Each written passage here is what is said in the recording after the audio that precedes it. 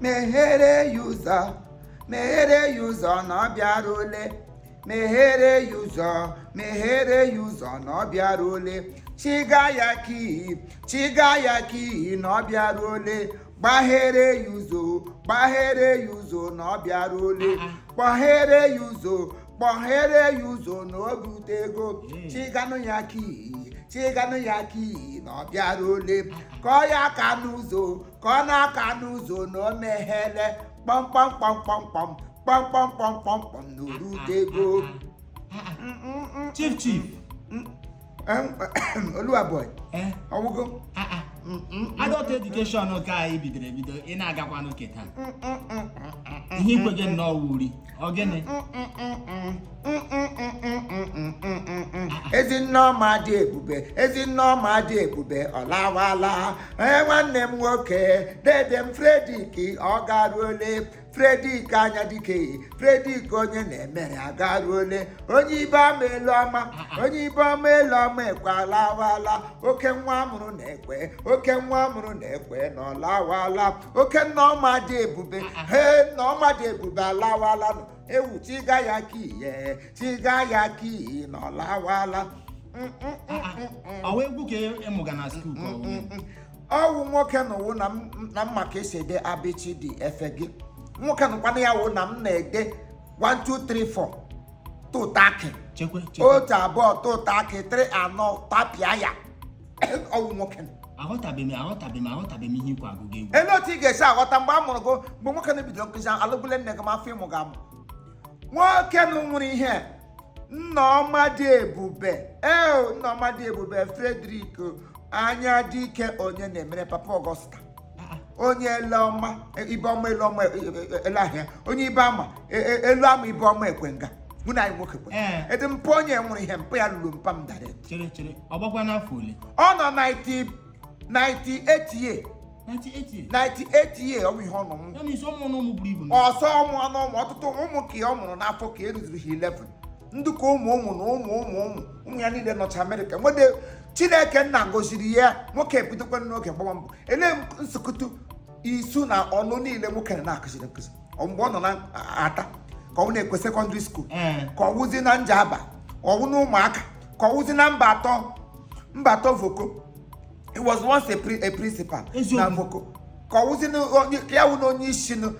the founder of Isu Student Association gbamgbem. He was the founder. And when the society or association name of money is saying, we na Imo State, nwoke na aka na not there to make sure it exists and it is in progress. Ya no time any the bambos all his children were academical function. All of them are functional. Nobody is diabolical disability. Nwoke is good almost child. He rested in peace. I him that me hele use no be tego. En onye gawa nwansi onye sanala onye kozo nkwasi eleshi ka obira n'ụwa ndị nwụrụ ọnwụ ọjọọ. Mana onye ụlọ agụrụ na nye ga ki chiga ya ki na obiarole gị mara na onye obiara. Eziokwu. Onye na-emere m Fredrik anya dike awudo onye ga-esi aga elie akụkọ ndị ụmụ skuul anyị onye m ji n'ọnụ ụdị ata ya 22 of Christmas December 22 wee keepers ya wụ 22 wụ December 22 wee shizi a ga-esi ya go to peace and rest in peace etinye n'ala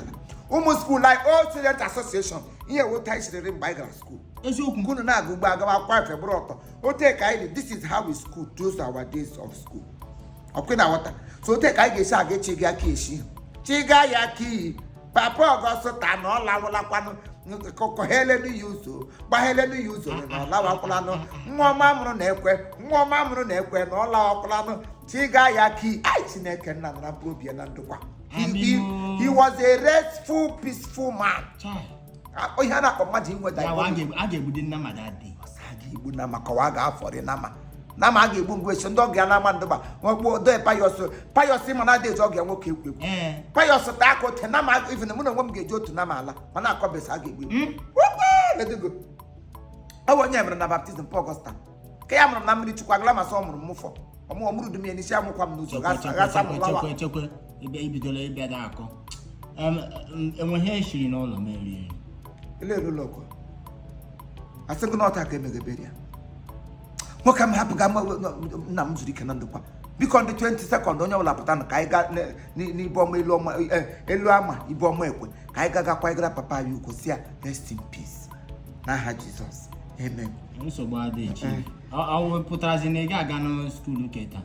gị ite onye ngozi ha nga adụla m na mọchara m gịnị ka m ga-aga ihe m na-agụta ngwanụ onye ụlọ na-agba ọkọchị oke ngwanụ ndị ke gara aga ele isie ngwanụ ọ dịnụ ogwule m ga mgba agụ okay